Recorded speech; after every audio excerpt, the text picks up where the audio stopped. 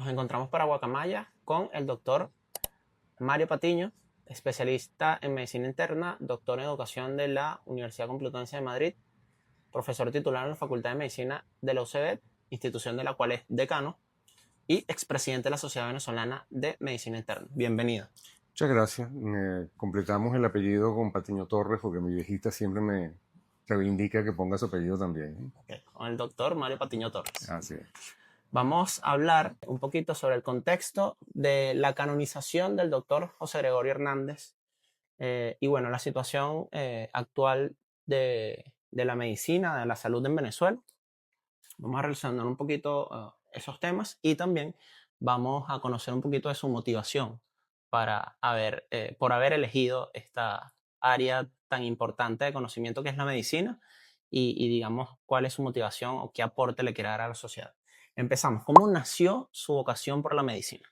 Fíjate, esas cosas que llaman vocación, que a veces uno le cuesta pues, ponerlo en términos objetivos. Realmente, desde muy niño, siempre le dije a mis padres que yo quería ser médico.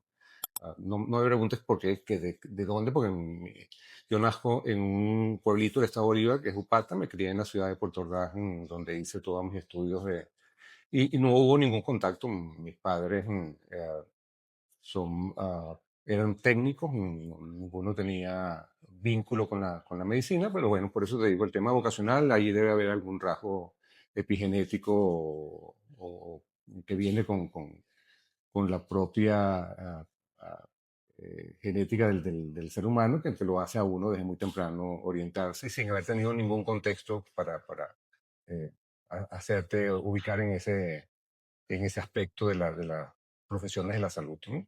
Nada, yo me formé con los jesuitas en Puerto Ordaz, en el Colegio Loyola Gomilla. Yo reconozco que mucho de nuestra sensibilidad social viene de esa formación con los jesuitas. En algún momento, incluso dentro de mis posibilidades vocacionales, era en ese aspecto de esa vocación de servicio, tuve el sacerdocio y finalmente pues me decanté por la medicina, que era lo que, pues, como te digo, desde muy niño me había planteado. Y no solamente por la medicina, sino la medicina en la Universidad Central de Venezuela, viniendo del interior, a mí por regionalización, en esa época, estamos hablando mucho más de 3 décadas atrás, un criterio para ingresar a la universidad pública era el sitio de tu domicilio, de manera que a mí me hubiese tocado la Universidad de Oriente. Sin embargo, pues sin falsa modestia, pues el desempeño como estudiante pues me daba las calificaciones suficientes para aspirar a venirme a una universidad que no era lo que por la región me correspondía, que era la Universidad Central, pero así como te digo, yo quería ser médico, desde muy chiquito yo decía, yo quiero ser UCBista.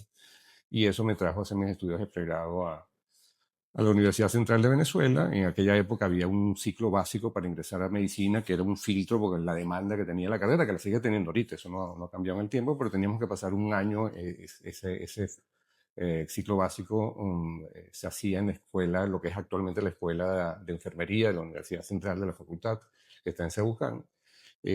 Hay pruebas que realmente es lo que querías hacer, porque era un filtro realmente, para ahí se quedó mucha gente que no logró superar esa. Y bueno, yo creo que de ahí en adelante, no solamente la profesión de médico, sino vocación o la devoción por la Universidad Central, pues se consolidó. Hago mis estudios de pregrado. Yo voy a hacer mi año rural otra vez al estado Bolívar, que es mi estado natal, a la población de Guri. Estaba recién inaugurada la presa en ese momento, la represa de Guri, que es la más grande del país. Y con frecuencia venía a la ciudad capital y tenía que pasar, atravesaba el campo universitario, respiraba profundo, me llenaba de dulcevismo y salía por la otra puerta. De manera que, bueno, la universidad siempre ha sido un proyecto de vida, y la medicina obviamente es mi pasión, la medicina y la docencia. Fíjate, yo estoy formado como especialista en medicina interna, que, para decirlo, que la gente que nos escucha nos conozca, los internistas somos los pediatras de los grandes. Así como todo niño tiene un pediatra, todo adulto debería tener un médico internista que te ve integralmente. Eso es una de mis pasiones, y la otra obviamente es la docencia. Fíjate que el doctorado que yo hago es en educación, porque sentía que no tenía las suficientes herramientas para darle más rigor a mi ejercicio como docente en la universidad, y eso es lo que me motiva a hacer mis estudios de doctorado en el área de la educación como tal. ¿Cuáles cree que son las principales dificultades que atraviesa actualmente la Facultad de Medicina? Fíjate, la facultad aislada no es toda la universidad, no solamente la Universidad Central de Venezuela, la universidad pública y autónoma, que ha estado sometida a un colapso inducido en los últimos 20 años, un presupuesto reconducido desde hace más de 10 años, que nos pone en una condición casi de sobrevivencia. Y sin embargo, esta universidad sigue siendo la primera universidad del país y una de las primeras 35 de América Latina. Eso sin presupuesto. ¿Tú te imaginas lo que haríamos en la Universidad Central si nos dieran el presupuesto que por obligación constitucional le corresponde al Estado? Ahora, muchos se preguntan cómo sigue funcionando la facultad y la universidad en esas condiciones. Bueno, la respuesta es que con un costo humano muy alto. Nosotros tenemos una planta profesoral, además de mermada en número, muy precarizada en condiciones laborales y condiciones de vida.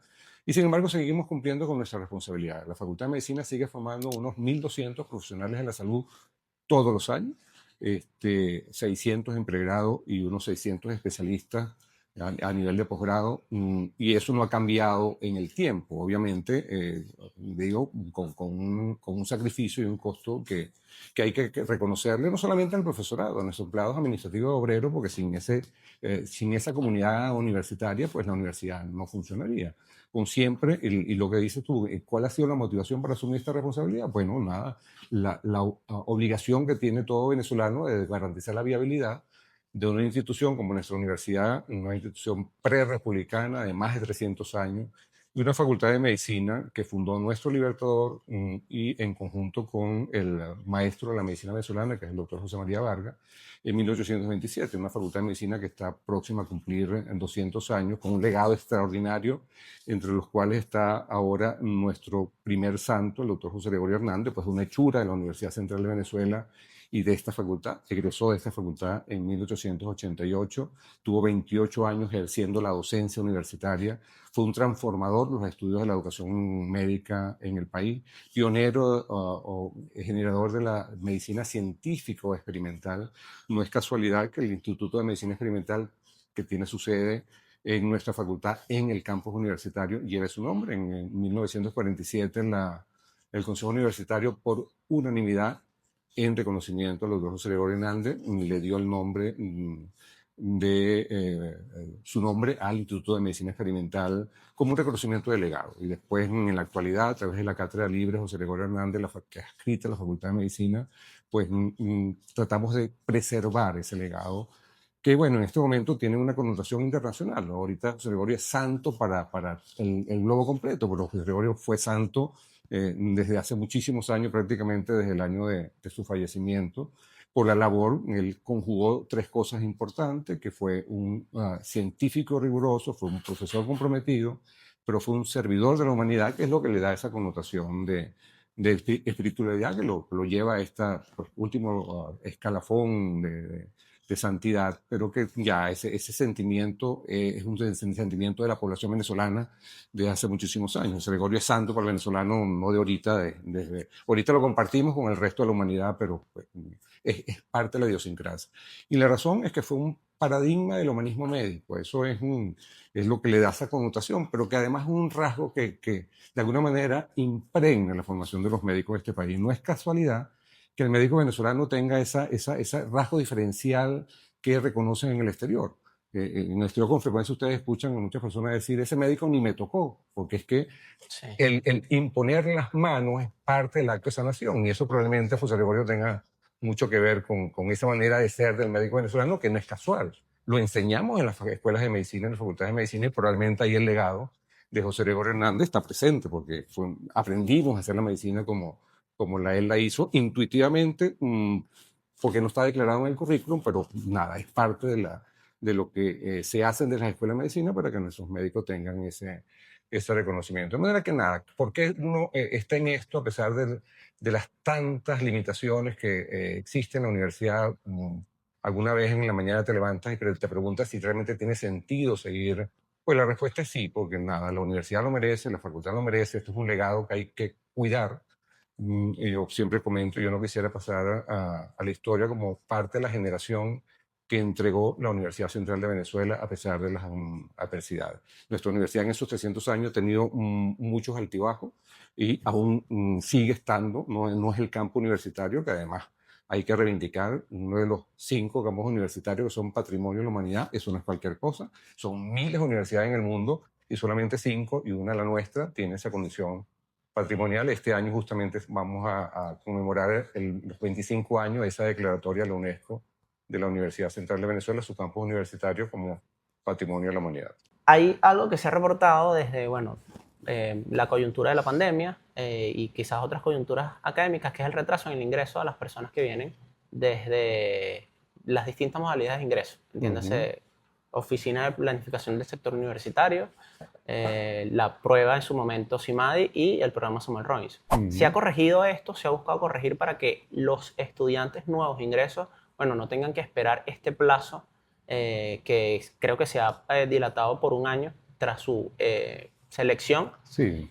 Y en caso de que se haya corregido, bueno, ¿qué es lo que en caso de que no se haya corregido, qué es lo que se está planteando para quizás solucionar este problema? Sí, a propósito de la pandemia, en el año 2021 no egresó estudiantes de medicina y de algunas otras carreras. Recuerden, aprovechamos para decir que la Facultad de Medicina no es una facultad de formación de médicos solamente, es una facultad de ciencias de la salud. La Facultad de Medicina tiene 6 escuelas, además de las 2 escuelas de medicina, José María Vargas y Luis Racetti.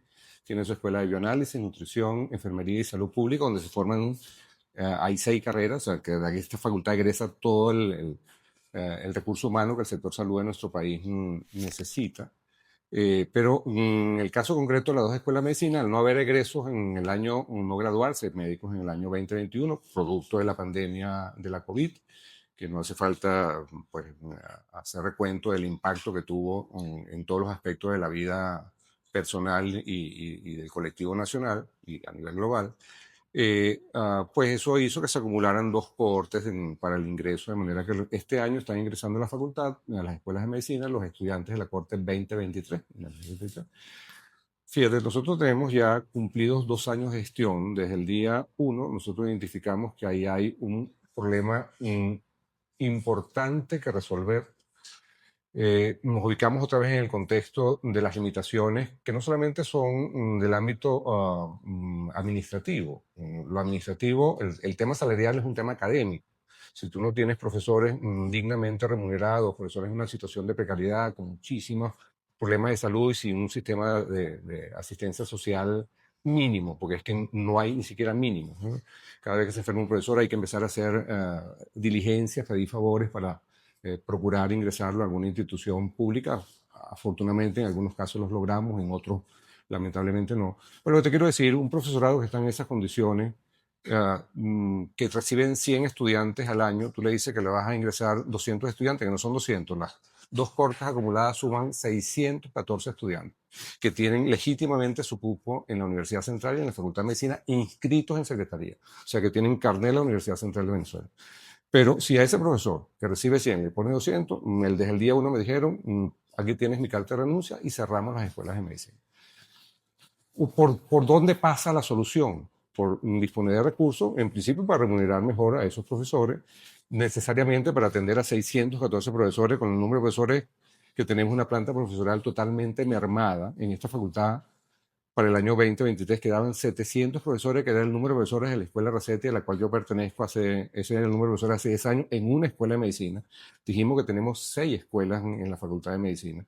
De manera que si no conseguimos los recursos para atender no solamente el tema de remuneración de nuestro profesorado, dignificarle sus ingresos, sino mejorar. Una cosa es el campo universitario, los hospitales, los edificios remozados, y otra cosa es la dotación de recursos pedagógicos. Tienes laboratorios totalmente desactualizados, muchos laboratorios cerrados por falta de insumos. O sea, si tú no creas las condiciones y obligas o nos obligas, cosa que no lo van a hacer, a ingresar 600 estudiantes, pues tú y rápidamente identificas que la calidad de formación, con esa modificación, totalmente comprometida la calidad, ¿no? Pero no es el tema de calidad, el tema es que las condiciones no están dadas.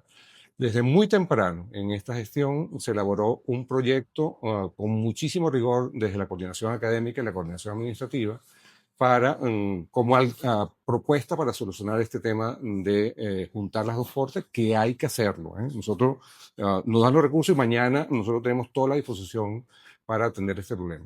Bueno, ese proyecto se le presentó en su momento a la ministra de Educación Universitaria, la profesora Oblita, y a los sucesores, en el caso actual, al profesor Sánchez, en múltiples oportunidades por diferentes vías, y hasta ahora no ha habido respuesta. Uno entiende que la situación país probablemente limita a la disponibilidad de recursos y que hay prioridades, pero que es importante que a través de este medio la comunidad nacional sepa que esto no es una negativa de las autoridades de la Facultad de Medicina, es una situación que nos agobia, que quisiéramos atender con la mayor prontitud, que reconocemos, nos solidarizamos con estos jóvenes y sus familias que están en esta situación de esperar 2 años, pero que no pasa por la buena voluntad de las autoridades de la facultad. Esto requiere el acompañamiento de quien dispone el recurso, que es el gobierno y el Estado, que en la medida que esos recursos estén disponibles con base al proyecto que se le presentó, pues de esta parte existe la disposición y el compromiso de atender, y ojalá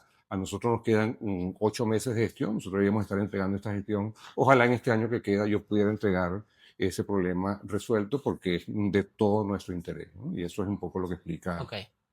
Retomando el tema de la canonización del José Gregorio Hernández, el doctor José Gregorio Hernández fue canonizado este fin de semana, fue el primer santo venezolano y además egresado de esta facultad.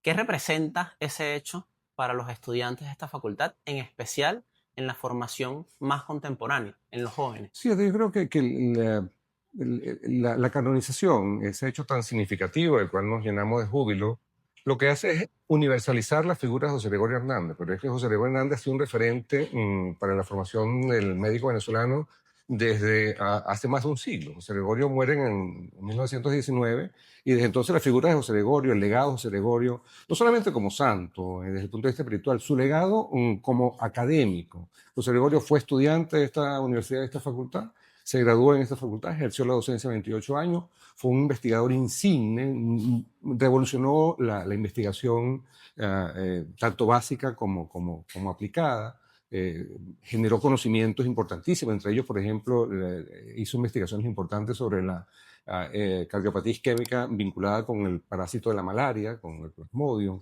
Bueno, y pudiéramos nombrar el primer laboratorio de fisiología experimental y microbiología lo fundó el doctor José Gregorio Hernández en una estructura anexa al Hospital Vargas, y fue el primer laboratorio de microbiología de América Latina, o sea que su trascendencia no es nacional nada más. Fue un pionero del campo de la microbiología a nivel regional. Cambió la práctica pedagógica, es un transformador de la educación médica, además de su servicio como médico. Entonces, esa impronta está ahí.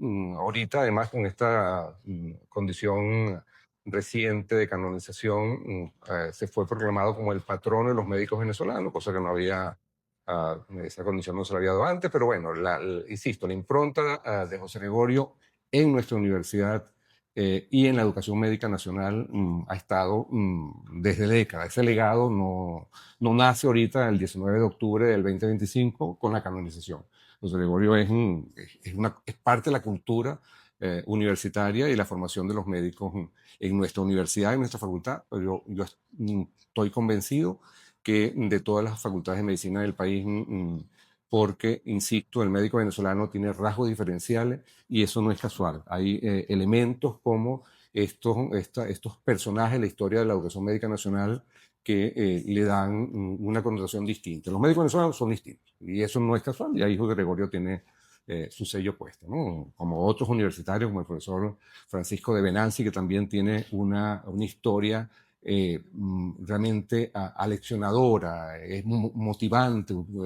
También les digo, hay que leerse la biografía del maestro de Venancio, ahorita ahí usando una exposición, ya se hizo la de José Gregorio hace unos meses atrás, pero nosotros estamos llenos realmente de tanto talento, tanto aportes, tanto venezolanos y universitarios, useristas, ilustres, que nada, esto da para hablar muchísimo. Pero bueno, te digo, insisto, José Gregorio no nace, su legado no nace el 19 de octubre de 2025, su legado nace desde la obra que hizo como ser humano, como hombre de bien, mezcló con una finura, fe y ciencia, pero que eso está consustanciado con el hecho de ser médico. O sea, él fue un paradigma del humanismo médico. O sea, la medicina es una ciencia del humano y es donde el humanismo encuentra su mejor expresión. El médico que no tenga ese componente axiológico, humanista, no es un buen médico. Puede ser un buen técnico, pero nosotros no estamos formando técnicos en esta facultad, estamos formando a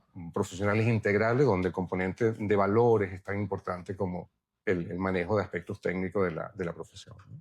Justamente ese tema de la vocación humanista en los médicos venezolanos, ¿cómo influye eso sobre todo en el éxodo? Que bueno, lamentablemente hay muchas personas que egresan de alguna universidad Sí. y bueno, tienen que ejercer por condiciones que todos conocemos su oficio, su profesión afuera. ¿Esa vocación humanista es reconocida afuera en el ámbito laboral, sobre todo en el área de la salud? Yo pienso que sí, no tengo ninguna duda. Ese rasgo diferencial de nuestros médicos está ahí y vuelvo a reiterar que tiene que ver con nuestro. Nosotros estamos montados sobre hombros de gigantes y uno de ellos es el doctor José Gregorio Hernández, que hacen que nuestra formación tenga esas particularidades. El humanismo médico es algo consustanciado con la formación, a pesar de que a veces el modelo pedagógico resulta algo biologicista o muy biologicista, donde el componente de valores se minimiza. Sin embargo, siempre está ahí y hace que nuestros médicos tengan esa particularidad, y no lo decimos nosotros, lo dicen los que disfrutan de ese servicio en otras latitudes, producto de esa diáspora de que hemos perdido, bueno, se nos han ido cerca de 40.000 médicos formados en nuestras universidades, en nuestras facultades de medicina, que están ubicadas en las universidades públicas y autónomas. Hay un par de universidades experimentales. Es algo pues, que uno resiente, pero que nadie le puede quitar la posibilidad a un joven de buscar mejores posibilidades de vida en otras latitudes. Yo siempre lo digo, es el mejor negocio del mundo. Un país me forma un recurso humano de altísima calidad y otro país lo disfruta sin haber gastado un centavo, ¿eh? Eso es realmente doloroso para el país como país. Imagínate lo que cuesta formar un médico, son muchísimos años, y además lo que cuesta desde el punto de vista económico. Y otro país pues lo disfruta ese producto sin haber invertido ni un centavo. No es justo. Pero bueno, eso no cuestiona la decisión de haber migrado. Es un derecho que tiene cualquier ser humano, buscar mejores expectativas de vida. Nos queda a nosotros recomponer el ambiente a lo interno del país, y eso implica pues superar una cantidad de vicios y anacronismos que se han incrustado estructuralmente en nuestra sociedad en las últimas décadas, y pues nosotros tenemos que seguir trabajando, en el caso nuestro, desde este espacio, para ver si logramos terminar de construir esa gran nación que todos queremos y además merecemos, y que tenemos que hacerlo juntos. Aquí no hay posibilidad de seguir en este plano de la confrontación, porque ya vimos las consecuencias. Un país realmente desestructurado, con una pérdida de valores sustantiva, que nos tiene en una condición realmente de muchísimas limitaciones, y que la única posibilidad de reconstruirlo es que todos los sectores nos juntemos en torno a propósitos superiores, que es el bienestar de nuestra población. Justamente esta coyuntura que afecta a la actualidad en el área de la salud en Venezuela, identificada o caracterizada por una crisis prolongada y el colapso del sistema de salud público, ¿cuáles consideras que son los principales retos para garantizar el derecho a la salud en Venezuela, y especialmente ante la escasez de insumos y la crisis sanitaria y la privatización encubierta de los servicios médicos? Fíjate, nosotros tenemos, y hay que decirlo, una declaratoria de crisis humanitaria compleja del año 2017 que no se dio superada, ¿no? Eso nos pone en la obligación de seguir haciendo lo mejor posible a pesar de las limitaciones. Estoy hablando de los profesionales de la salud.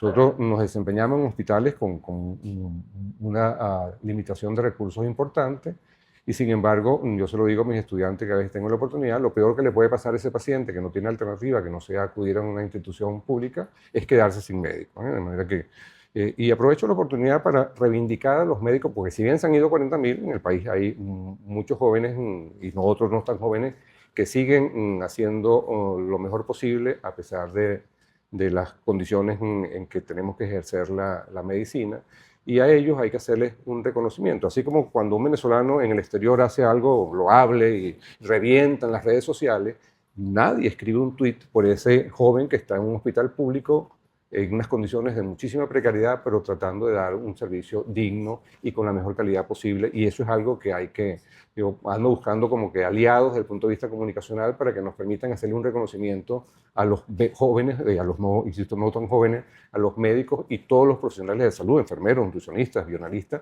que siguen haciendo su vida en el país, porque sin ellos nuestra población, estoy hablando del grueso el grueso de la población, estarían en peores condiciones en las que están actualmente. Entonces el reto para nosotros como formadores de recursos humanos es seguir haciendo lo que estamos haciendo. Insisto, nosotros seguimos formando 1.200 profesionales de la salud que egresan todos los años de esta facultad, a pesar de la escasez de recursos, de un presupuesto reconducido, de unas condiciones laborales con muchísima precariedad, pero es lo que podemos hacer. Y tratar de alguna manera, modelar, ser ejemplos, modelos de actuación para que esos jóvenes pues vean alguna posibilidad de ejercer su profesión en nuestro país y no necesariamente vean como única alternativa el irse a ejercer la profesión en otras latitudes. Ahora bien, el gobierno lanzó en 2022 un plan especial para reparar y reimpulsar el Sistema Público Nacional de Salud, que prometía, entre varias cosas, la recuperación de infraestructuras y el fortalecimiento de los centros de salud. ¿Cuál es su evaluación, transcurrido 3 años, de este lanzamiento, de esta implementación y qué barreras ha enfrentado la ejecución de este plan? Fíjate, sí, y ese es el deber ser, eso no tiene que ser una promesa, eso tiene que ser una obligación del Estado. Nosotros debemos tener un sistema de salud digno, donde todos los venezolanos tengan un acceso para una medicina sin exclusión. No puede ser que los sectores más desfavorecidos estén sometidos a una medicina de mala calidad, eso no es justo. Entonces, nada, sí han habido un progreso, podemos verlo en el Hospital Universitario de Caracas, que hace unos años, pues realmente las condiciones de trabajo y para los pacientes eran muy lamentables. Ahí hay una evidencia de cuando hay voluntad y obviamente recursos, pues vamos recuperando una infraestructura, no solamente desde el punto de vista patrimonial o arquitectónico, eso es una joya, la policromía de la fachada del hospital es un mural de Mateo Manaure, o sea que no es cualquier cosa, pero eso no es suficiente. Adentro hay que dotarlo de los recursos que permitan hacer una atención sanitaria digna y de calidad. Bueno, en el hospital hay un ejemplo de cómo sí se han ido recuperando, no solamente restaurando la estructura, sino que hay una dotación de equipos y además unas autoridades hospitalarias comprometidas con ese propósito que en conjunto con la universidad, que además la universidad tiene presencia formal en la codirección del hospital universitario, el rector, el decano de la facultad forman parte del consejo directivo. Bueno, eso es un ejemplo de trabajo colaborativo y obviamente eso requiere recursos. Obviamente también en este momento con una economía muy comprometida por las razones que cualquiera quiera argumentar, uno entiende que los recursos pues escasean y que eso hace que ese plan que se planteó en el 2022, creo que fue que dijiste, no haya avanzado a la velocidad que uno quisiera, porque bueno, todo pasa por dinero. Si no hay dinero, pues por muy buena voluntad, pues no hay posibilidad de materializar en lo que se quiera hacer. Pero bueno, creo que vuelvo a lo mismo. Si hay voluntad, si nos juntamos en torno a propósitos superiores que tengan como finalidad realmente dignificar a nuestra población y servirle a la población más allá de las posturas particulares o grupales o políticas, pues eso es lo que nos va a permitir realmente recuperar no solamente la sanidad, la educación, que también está muy limitada, la formación, los estudiantes que nos están llegando a la universidad, pues eh, preocupa el nivel de formación que traen, eso hace que la prosecución en la universidad esté muy comprometida. Hay facultades donde el 95% de los estudiantes desertan en el primer año porque no son capaces de cumplir con los criterios de calidad que tiene la educación universitaria. Bueno, nada, yo creo que el país hay que verlo en este momento, si nos dieran la posibilidad, como una gran oportunidad, porque el país hay que recrear todas las estructuras, no solamente la infraestructura, sino las instituciones y las funciones fundamentales de un Estado, que es sanidad, educación y seguridad. Ahí hay mucho trabajo por hacer y yo tengo muchísima esperanza en las nuevas generaciones, entre las cuales estás tú, de que juntos podemos realmente soñar con un país mucho mejor en un tiempo, ojalá, prudencial.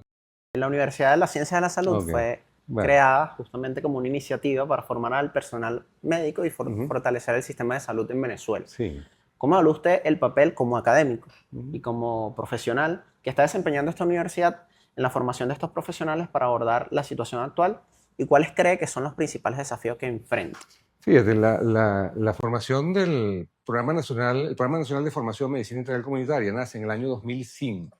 La primera cohorte egresa en el año 2011. Regresaron 8.600 médicos integrales comunitarios, que tuvo como objetivo un propósito loable, que es formar médicos para la atención primaria de salud. Un poco para que la gente nos entienda, es ese médico general que tiene capacidad de resolver los grandes problemas de salud de la población comunes. Estamos hablando el médico que está en las comunidades y que realmente evita que el paciente se vaya a un hospital de cuarto nivel cuando son cosas que se pueden atender. Ese es el objetivo de este programa. Sin embargo, esto tengo la certeza que en el tiempo se distorsionó. Muchos egresados de medicina integral comunitaria ahora quieren hacer especialidades en su especialidad y eso no era el propósito del programa. El programa se complementaba con un posgrado que era el de medicina general integral, el MGI, de manera que terminaban un pregrado para atención primaria y hacían una especialización, que es el equivalente al médico de familia en otros países. Pues ese proyecto que era loable, eso se distorsionó. Ahorita muchos egresados de medicina integral comunitaria quieren hacer cirugía plástica. La pregunta es ¿por qué? Bueno, nada, fíjese, lo que nosotros hemos procurado, y no de ahorita, en esta época de canal, desde hace muchos años, es tratar de alguna manera, armonizar la formación del recurso humano del sector salud del país. Dijimos hace unos momentos que esto es una facultad de medicina de 200 años, la educación médica es previa. Este año se conmemoraron 263 años de la primera clase en la Facultad de Medicina, que fue la que dictó Lorenzo Campos y Ballester en la antigua Universidad de Caracas, Real y Pontificia. De manera que nosotros tenemos una historia de 263 años formando profesionales de la salud. ¿Por qué no considerar esa experiencia y ponerla al servicio?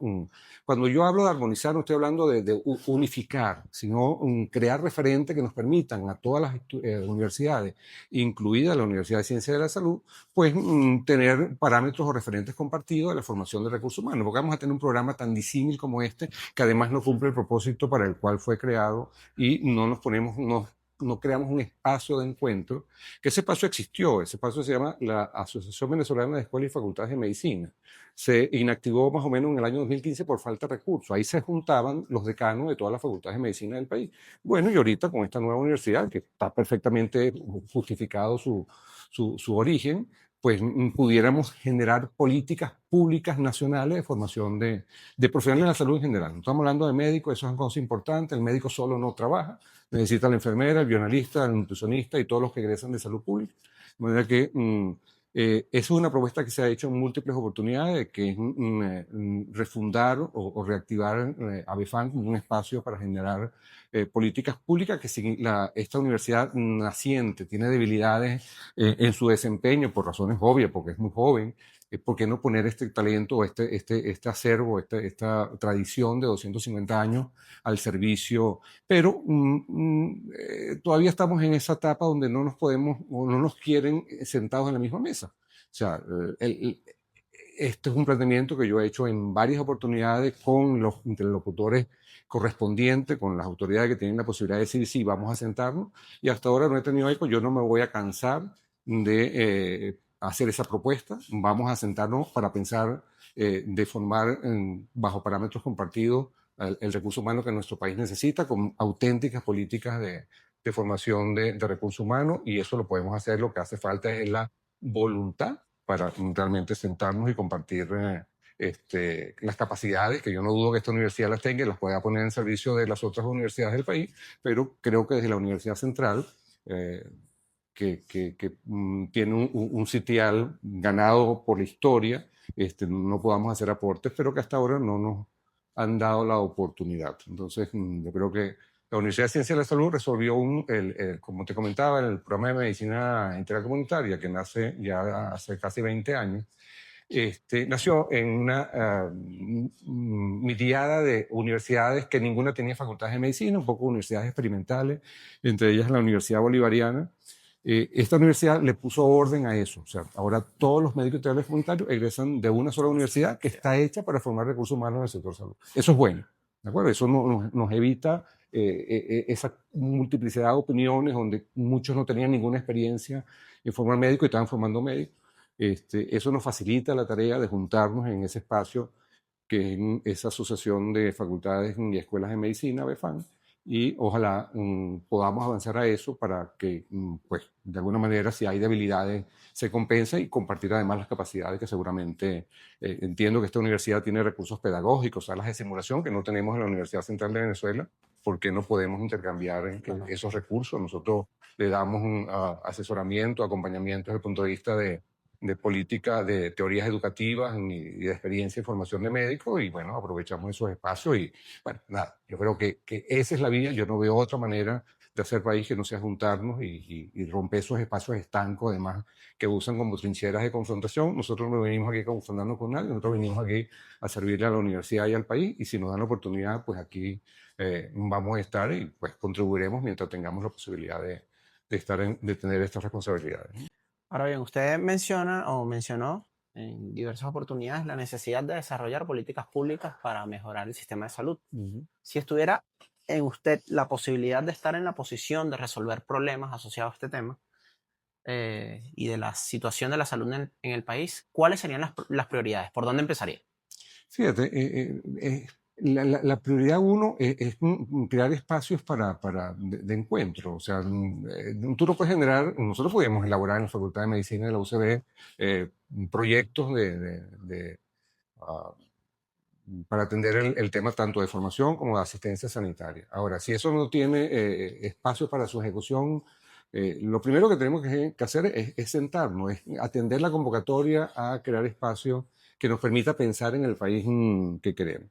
En cuanto a políticas concretas en el campo educativo, pues aquí hay experiencias de un proceso de transformación curricular de las Facultad de Medicina que tiene más de 20 años.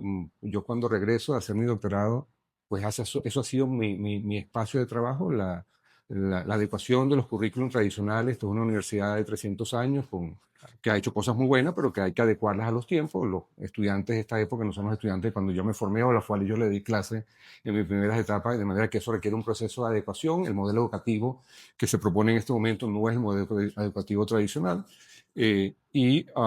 Pues en ese aspecto, creo que aquí hay una experiencia amigable y transferible en cuanto al diseño de currículos para la formación de los profesionales que se forman en esta facultad. Y eso se puede, y ahí hay pues avances que se pueden compartir. En el tema de la asistencia, de la prestación del servicio de salud, pues es mucho más complejo, probablemente no es estrictamente mi área personal de experticia, pero bueno, para eso hay gente formada.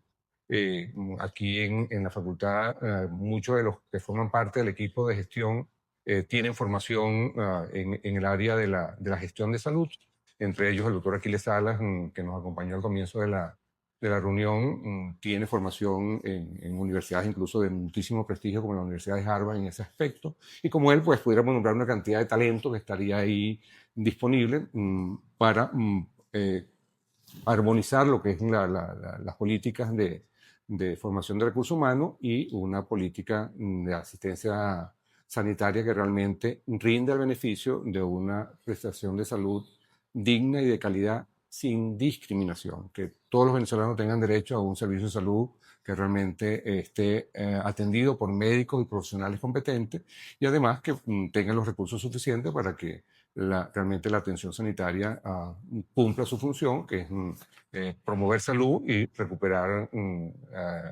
la salud cuando ya lamentablemente se ha perdido. ¿La salud en Venezuela debería ser pública o privada?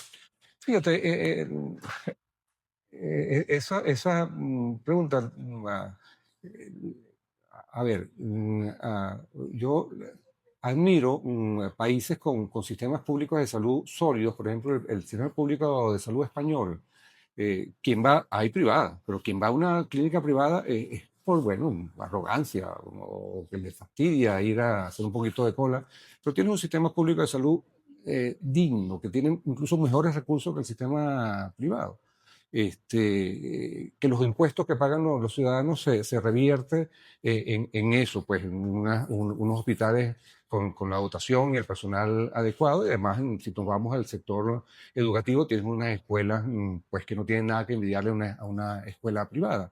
Eso es la responsabilidad social, y eso se hizo con 14 años en la primera etapa, cuando España sale de la dictadura de gobierno socialista. Ahora, el socialismo no es este imaginario que nos han hecho creer.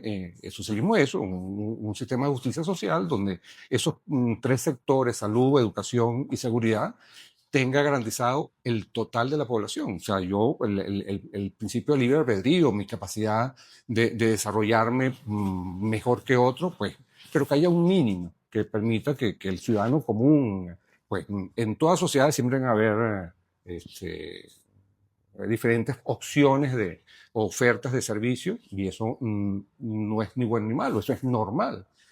¿Por qué privar la posibilidad de desarrollar una iniciativa que tenga esa imagen de la universidad pura, que no se puede mezclar con lo privado? Pues también aprovecho el momento para reivindicarlo. Ese modelo de universidad pública dependiente del erario público, que además no nos dan nada, pues eso es un modelo acabado. Nosotros estamos tratando de montar una gestión un modelo de gestión que nos permita realmente un relacionamiento con instituciones públicas y privadas, que nos permita ir a esa ilusión que tuvo el Libertador cuando nos donó todos esos terrenos para que la universidad tuviera esa autonomía financiera que nunca hemos tenido. Bueno, yo creo que sí, en este momento las autoridades universitarias tenemos que necesariamente buscar un modelo de gestión que garantice que, además del presupuesto que el Estado por obligación constitucional debe asignar, tenga la posibilidad de un autofinanciamiento que le garantice que no volvamos a caer en esta situación de mendicidad y además de casi de sobrevivencia. Yo no conozco ninguna universidad pública en el mundo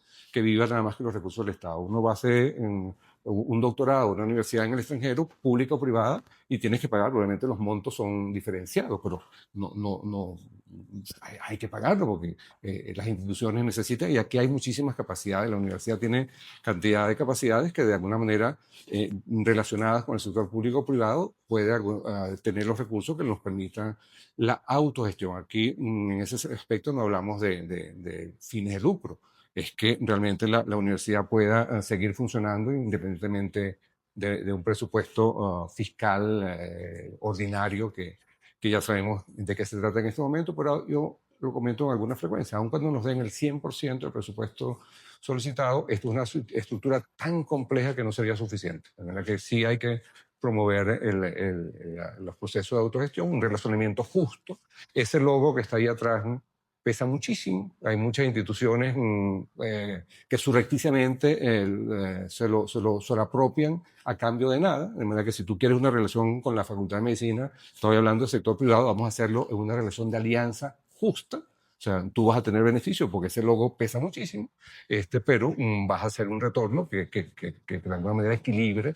De manera que es una relación de ganar-ganar, y yo creo que ahí no hay ningún problema entre público y privado. Yo creo que esos son, en mi criterio, anacronismo que ya en una sociedad del siglo XXI no tiene ningún sentido. No pasa nada con que yo pueda trabajar en mi ejercicio privado, porque es lo que me ha permitido en lo personal financiar mi venida a la universidad y pues hacer una labor como la que hemos hecho durante más de 30 años para el servicio de mi país a través de la universidad. Bueno, ya que nos habla de esos últimos 30 años, ¿cómo visualiza usted ante la situación actual, debilidades, oportunidades, amenazas y fortalezas de esta situación? ¿Cómo visualiza usted la medicina venezolana en los próximos 10 o 20 años? Mira, yo soy optimista siempre, porque de lo contrario esto no tendría sentido. Yo creo que si uno se mantiene fiel a esa virtud de la perseverancia, de creer que siempre hay oportunidades de mejora, y además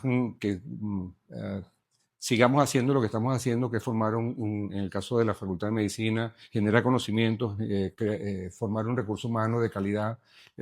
Nosotros tenemos posibilidades realmente de avanzar hacia ese país que yo desde niño he soñado, que es un país realmente lleno de oportunidades para todos, ¿no? De manera que Hay debilidades, sí, la hemos conversado durante todos esos minutos, hay vicios, hay anacronismos, incluso dentro de la universidad que no tienen nada que ver con el exterior.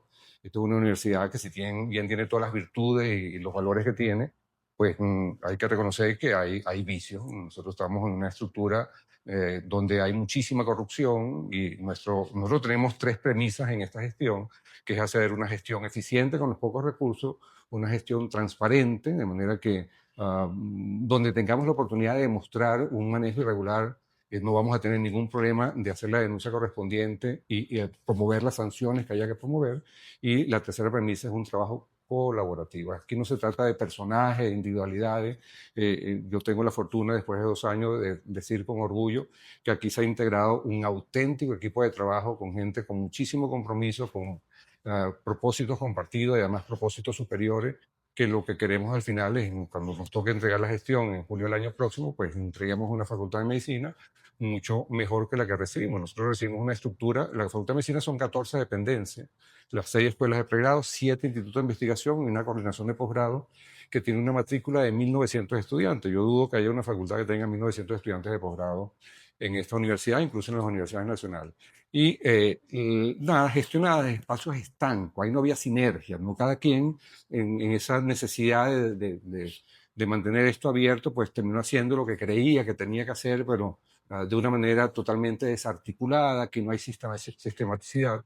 Y bueno, yo creo que en estos un par de años hemos logrado, obviamente no es una tarea acabada, y yo dudo que la podamos acabar en el año que nos queda, pero una institución como una gran corporación que realmente vaya en todo sus dependencias haciendo sinergia para alcanzar propósitos comunes que son propios de la facultad como conjunto, como corporación, ¿no? Más allá de la formación académica, ¿qué rol jugaría la UCB justamente en esta reconstrucción que usted visualiza en los Mira, próximos la años? generación de conocimiento, eso que nombramos hace algún momento, de que nosotros somos la primera de Venezuela, una de las 35 de América Latina, no es casualidad, eso no es un número que se pone, eso es porque a pesar de los pocos recursos, aquí se sigue generando conocimiento y eso es una labor fundamental de la universidad en el mundo, ¿eh? Que es generar conocimiento, que es lo que nos permite avanzar en el tiempo, en todos los aspectos, tanto en el ámbito científico como tecnológico e innovación. Eso, pues creo que es algo que hay que reivindicar. La extensión universitaria, que es ese relacionamiento con la sociedad en su conjunto, también es un aspecto que desde la facultad hemos hecho un esfuerzo consciente realmente de consolidar y de garantizar que nuestros estudiantes de pre y posgrado y nuestros profesores se inserten en proyectos que tengan vínculos de servicio para la sociedad nacional.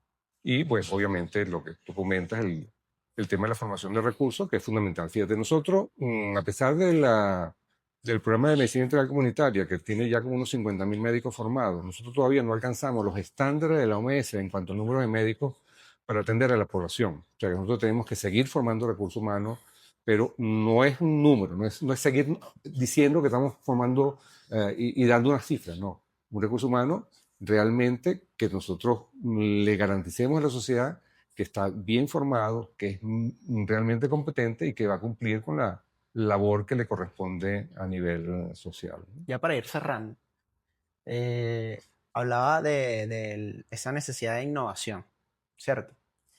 ¿Cómo se ha manejado la universidad, en especial la Facultad de Medicina, ante bueno, estas innovaciones tecnológicas de los últimos años? Mm. Y en especial ante la influencia de la inteligencia artificial justamente para el desarrollo de la formación académica y el ejercicio de la profesión de la medicina? Sí. Fíjate, en el campo concreto, nosotros estamos desde el año 2010 inmersos en la cuarta revolución industrial, que nos pone en el área de salud en lo que se llama salud 4.0. Esto es una revolución que empezó en el año 2000, esta última, y estamos en el 2025, en apenas 15 años. Esto es vertiginoso. Si tú revisamos la historia de las revoluciones previas, tardaron hasta 100 años. Nosotros en 15 años hemos hecho, esto ha evolucionado a un ritmo que no tiene precedentes. No es solamente inteligencia artificial, eso es un ecosistema de tecnologías totalmente funcionales, interconectadas, la Big Data, el Internet de la nube, el Internet de las cosas, los sistemas ciberfísicos, el blockchain. Bueno, probablemente lo que más nos ocupa ahorita es el tema de la inteligencia artificial, pero que no es solamente ella. Entonces tenemos la obligación de incorporar todas esas tecnologías en el currículum, tanto de pre como de posgrado. En el caso particular de la inteligencia artificial, todavía estamos en una etapa muy incipiente de su incorporación rigurosa a la educación médica, ¿eh? Y pues ahí estamos tratando de hacerlo con la mayor responsabilidad posible. Insisto, con muy pocos recursos, que eso es una de las debilidades o limitaciones, pero no es ninguna excusa para que no lo hagamos. De manera que en esta primera etapa, donde todavía, en la cual estamos, pues lo que es la formación docente en ese aspecto es fundamental. O sea, si tú no tienes un docente formado en esas nuevas tecnologías, pues ¿cómo formas al estudiante si el docente no sabe de qué se trata, ¿no? Entonces, la insistencia en esta primera etapa es que nuestros profesores realmente adquieran las capacidades necesarias para que luego sean transferibles a los estudiantes. Y el otro aspecto es el tema de control de calidad de las recomendaciones que genera la inteligencia artificial. Hay uno de los desafíos más importantes es el desafío que tiene que ver con el sesgo algorítmico. Tú sabes que la inteligencia artificial se nutre con los datos que se Que el usuario aportan. aporta. Ahora, la pregunta, ¿cuánto dato está aportando países medianos o bajos ingresos como el nuestro? ¿Qué significa? Que los países de altos ingresos y las grandes tecnológicas son las que están alimentando y realmente nuestra población está representada en esas recomendaciones que da la inteligencia artificial.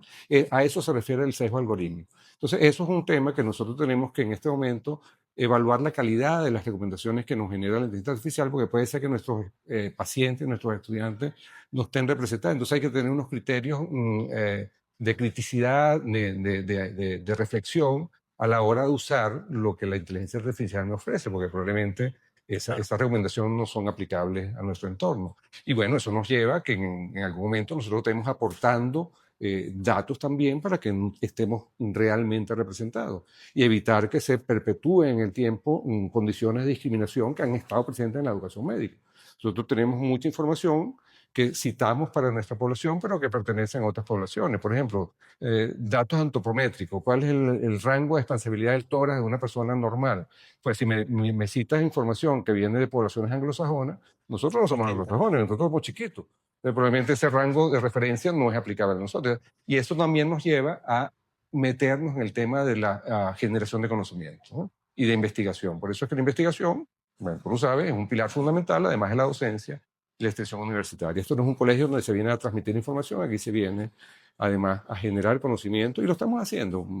Creo que la idea, un poco lo que te decía antes, los espacios estancos de la facultad, la idea es poner a todos los investigadores, a veces consigues investigaciones en dos laboratorios haciendo lo mismo, pero que no se conocen o no se intercambian porque estaban encerrados en su espacio. Un poco la idea ahorita es poner en común en dónde estamos investigando, compartir las capacidades y eso obviamente nos va a permitir generar investigación de mucha más calidad, de más impacto a nivel nacional y foráneo también. O sea, que nuestros datos nutran a la inteligencia artificial también.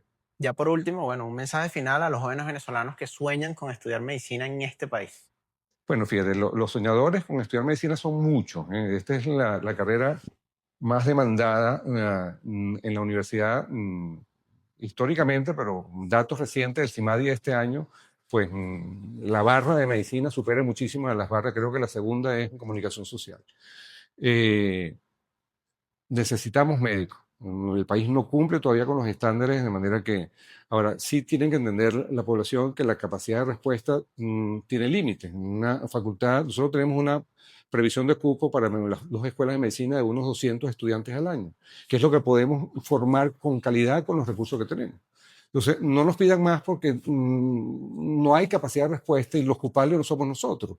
Insisto, esto pasa porque el Estado nos dote de los recursos necesarios.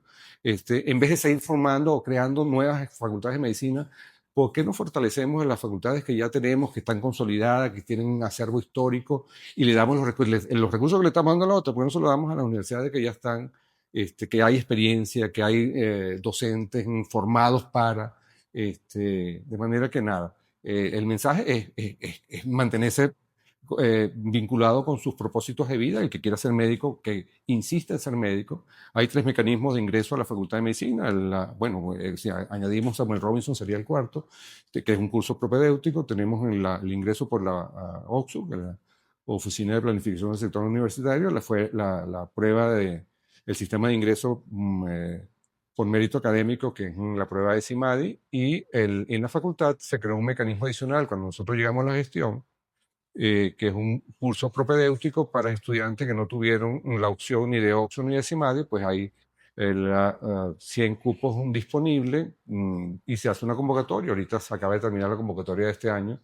100 cupos de la facultad completa. De medicina son 40 cupos nada más, y el resto en la totalidad de las otras carreras que se ofertan desde la Facultad de Medicina. De manera que, nada, sino que de este año, pues si ese es mi propósito, persevero hasta que logre.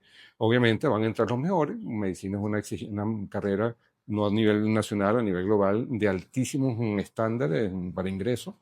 Se requieren notas previas muy altas, además de cumplir con los estándares que se piden para el ingreso, de manera que, nada, que no se desanimen, que si, así como yo les conté el muchachito que viene de Upata, que quiso ser médico y se vino para la central, pues nada, es un propósito de vida y uno tiene que perseguir su sueño, y tengo la seguridad que cuando lo hacemos desde la convicción lo logramos.